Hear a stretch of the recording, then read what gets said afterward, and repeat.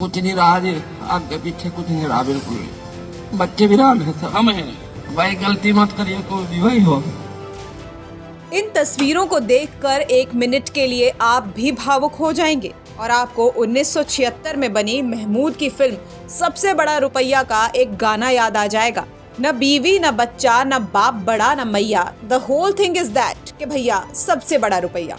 एक बार इस शख्स को देख लीजिए, उम्र करीब 60 साल होगी और सालों से जेल में बंद हैं। सहारनपुर पहुंचे यूपी सरकार के जेल मंत्री धर्मवीर प्रजापति ने जैसे ही एक शख्स को अपने पास बुलाया, वो शख्स भावुक हो गया और जोर जोर से रोने लगा। मंत्री जी ने जब कारण पूछा तो उन्होंने बताया कि सब बर्बाद हो गया। जिन लोगों के लिए गलती की वो आज भूल चुके हैं और अब तो सालों से खबर तक लेने नहीं आते। मंत्री जी ने जब यही बात लोगों को बताने को कहा तो उस कैदी ने आंखों में आंसू भरकर लोगों से गुजारिश करते हुए कहा कि कभी कोई गलती या क्राइम मत करना। भाई गलती मत करिए, कोई भी वही हो। समझ रहे हैं? एक बुजुर्ग व्यक्ति आपके ही बीच के हाथ जोड़ के आपसे विनती कर रहे हैं और मैं देख रहा हूं, ये बहुत देर से रो रहे थे और मैं यही नहीं देख रहा हूं, 20 मुझे दिखाई दे रहे हैं। इसलिए मैं सामने या खड़े होकर के बातचीत करता हूं कि मुझे दिखता है, चेहरा दिखता है। और अपील कर दूंगी, कुछ नहीं रहा जी, आगे पीछे कुछ नहीं रहा, बिल्कुल नहीं। बच्चे भी रहा है, सब हम हैं, चिंता ना करो। दरअसल साल की पहली तारीख को यूपी के जेल मंत्री सहारनपुर जेल पहुंचे थे। यहाँ वो उन लोगों से मिले जिनसे मिलने उनके घर सालों से लोग नहीं आ रहे हैं। मंत्री जी ने ऐसे कैदियों से मुलाकात की और ठंड के इस मौसम में उन्हें कंबल बांटे।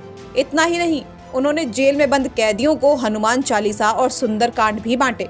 इस दौरान पत्रकारों से बातचीत करते हुए धर्मवीर प्रजापति ने कहा कि ठंड के मौसम में वो जेलों में उन लोगों को कंबल बांटने पहुंचते हैं जिन कैदियों के घर से उन्हें कोई मिलने नहीं आता। उन्होंने कहा कि कैदियों की एक गलती उनके परिवार पर भारी पड़ती है। उन्होंने कैदियों से कहा कि जब आप घर का सहारा बनने के योग्य हुए तब आप जेल में आ गए। माँ बाप की सेवा करने के समय पर आप यहाँ हैं। कारागार मंत्री ने कहा कि परिवार का भरण पोषण कैसे होता होगा, बच्चों का भविष्य बर्बाद हो रहा है। आपकी एक गलती को आपका परिवार भुगत रहा है। आगे से कोई भी ऐसी गलती नहीं करेंगे कि जिससे जेल आना पड़े। सुंदरकांड बांटने को लेकर उन्होंने कहा कि कैदी अगर फ्री समय में सुंदरकांड पढ़ेंगे तो कोर्ट कचहरी की बात उनके दिमाग में नहीं आएगी और उन्हें शांति मिलेगी। देखिए, सभी उत्तर प्रदेश की जेलों में जब सर्दियों का समय आता है तो अभियान चला करके हम जिन कैदियों से, बहुत से कैदी हर जेल में ऐसे हैं 100, 150, 200 जिनसे उनके परिजन कोई मिलने नहीं आते, तो क्या अभियान चला करके उन कैदियों को कंबल वितरण का कार्यक्रम हम लोग करते हैं। और कानपुर की जेल में पहली बार अभी इस समय इस सर्दियों में हम कंबल वितरण करने गए थे। वहाँ एक समाजसेवी संस्था सुंदरकांड का किताब एक लेकर के आई। उसने हमसे कहा कि मंत्री जी, हम सुंदरकांड की पुस्तक बांटना चाहते हैं, और वह हमने वितरण किया। तो कैदियों में जो स्पर्धा हमने देखी, वहाँ से देख करके हमारे मन में आया कि सुंदरकांड, हनुमान चालीसा भी बंटना चाहिए। और आप लोगों ने यहाँ देखा है किस तरह से कैदी एक लाइन से दूसरी लाइन में उठ करके मांग रहे थे। इसके पीछे एक हमारा कारण भी है। कम से कम बैरकों में जब ये रहते हैं, जब खाली समय होता है तो आपस में केस की चर्चा करते हैं। उस चर्चा से बचेंगे, कम से कम किताब का अध्ययन करेंगे, पढ़ेंगे, पाठ करेंगे, उस चर्चा से बचेंगे। और चर्चा से बचेंगे तो दिमाग में वो चर्चा रहेगी नहीं।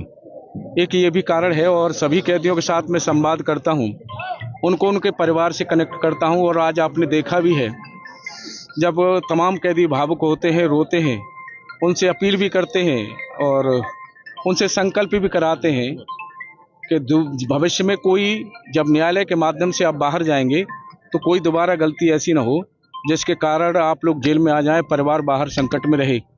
तो कैदी सभी संकल्प भी करते हैं। और जब मैं आया था यहाँ, तो पहले मैं संवाद 2 बार कर चुका हूँ, तीसरी बार यहाँ आया हूँ, तो कैदियों ने उत्साह से हमसे कहा कि आप मंत्री बन के नहीं, एक परिवार के सदस्य बन करके आकर के हमारे साथ बातचीत करते हैं। प्रभाव देखने को मिला है। और हम मानते हैं कि सभी कैदी 1500 जो भी संवाद में रहते हैं, सभी कैदी न बदल पाएँ सोच। 10%, 20%, 30% भी अगर सोच बदलती है तो मेरा ये सार्थक कदम मैं मानता हूँ कामयाब है। सहारनपुर से अनिल भारद्वाज की रिपोर्ट, यूपी तक।